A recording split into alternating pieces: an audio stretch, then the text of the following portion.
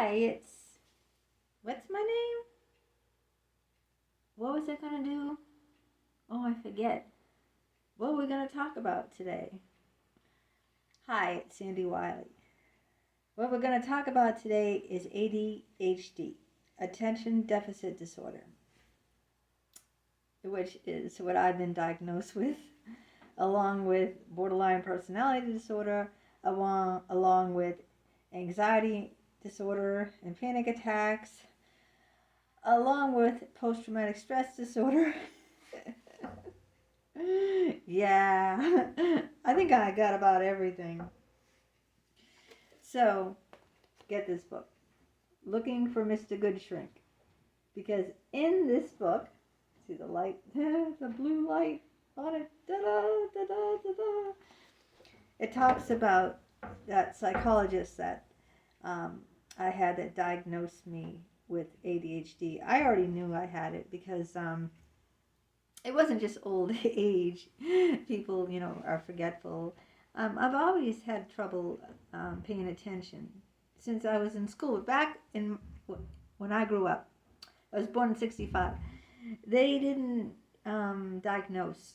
They didn't diagnose kids with special needs or kids that had developmental problems. Okay, there was no IEP plan, so we were just like shoved along with everyone else and expected to fend for ourselves. That's why today everyone is so much more intelligent and up to date, and parents are much more aware of things. And people that have these developmental disorders can get individual educational plans. And like my son, both of my sons had IEP plans because Alex, although you already know he was brain damaged, before he was brain damaged, he was autistic. He was on the autistic spectrum. So he had an IEP as well. Now, let me tell you, I'm always going to talk about my personal struggles with something. You can go and Google it up and read books about ADHD. But you're going to hear how it was for me. I never knew I had any of these mental illnesses in my 20s, 30s, It wasn't until later in life that I became more psychologically aware of things. I would get very distracted in school. I couldn't concentrate on homework, and that's when I was young. That's probably why I didn't do well in school, and because my parents wouldn't take me to a psychologist, or they wouldn't try to, see that maybe there's something wrong. Why I'm not doing the homework, or why I, can't sit still in the classroom, right? Like today's parents are much more aware. At least a good majority of parents are. Maybe not all of them. So, and that just kept getting worse and worse for me. I never could be, and even now, I can't be in the present moment. Whenever I'm doing something, even if it's like, I went to Paris, okay, in July. I didn't enjoy Paris. I went to the Louvre. All I wanted to do was find the Mona Lisa. So I'm running through the Louvre. Where's the Mona Lisa? Where's the Mona Lisa? Because that I couldn't enjoy all the other paintings and sculptures, and I had to find the Mona Lisa. And when I found the Mona Lisa, it was a big disappointment because it was really faded. It was very small. It was roped off. There was a mile-long line just to get within 3 or 4 feet of it, But I couldn't really I can't enjoy what I'm doing, whatever it is currently, because my mind is racing. What am I going to do next? Where am I going to go next? What's going to happen next? I'm a lot like Alex, too. He's brain damaged now, but his mind always says, he always says, what's going to happen next? What's going to happen next? And then, first this, and then, So, for me personally, my experience is I can't fully be present in the moment.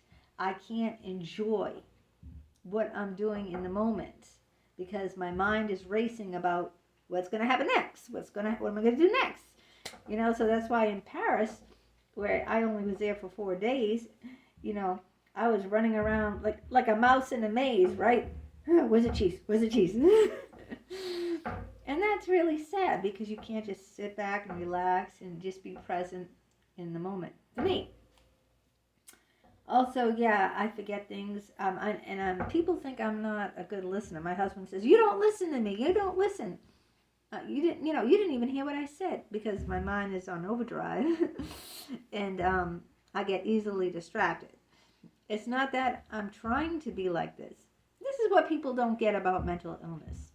The person isn't really trying to be that way. Do you think the person really wants to be that way? Whatever it is, do you think that I want to be a borderline? Do you think that I want to fly off the handle and have intense feelings that take control of me?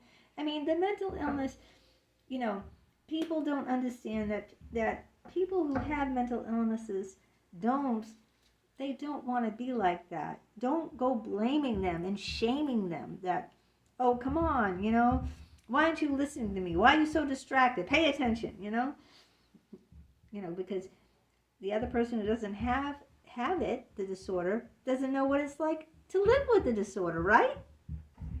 Now, I've never taken any medications. I've never even tried pot. I'm anti-drug. I'm on 0 medications. The only thing I do is have some cocktails in the evening. Not while I do these videos. People think, oh, my music videos, oh, she's stoned out of her mind. Oh, she's drunk. No. I only drink late in the afternoon, like a happy hour. Well, actually, my happy hour is at 4 instead of 5. But no.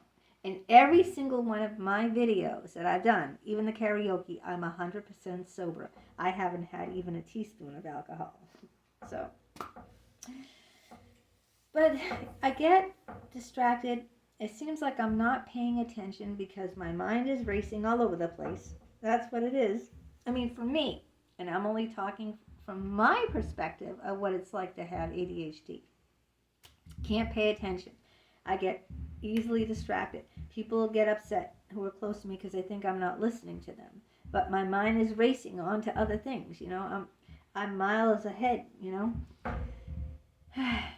And it's hard for me to stay on task. Yeah, it's hard for me to finish a task. I get obsessive. I'm obsessive compulsive too. But that's another video. When you get to be my age, yeah, I have a lot of things going on. I had a very traumatic childhood. Extremely traumatic. And then when I went for help, you gotta buy this book. It's really cool. Because then you realize all the crazy things. These are all different psychologists that I saw. The one that diagnosed me with ADHD is in here too. This isn't about, focusing on my love affair with my psychologist Jim or Dick Geis or anything like that. Those are other books, which you already know about. But, yeah, feel free to share with me. Drop a line in the comments if you have any of these, if you experience what I'm experiencing, if you have ADHD, if you're borderline, or it's schizophrenic, or, that's why I'm doing these videos, because I love karaoke, even though I'm not a great singer, as we all know.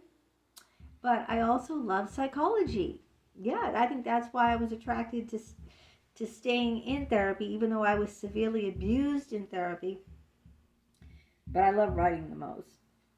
Why do you think I write books? I'm a poet. I've been formally published in magazines and articles, and I have tons of books, poetry books that no one buys, because no one reads poetry, right? But I love psychology, so I write about psychology too.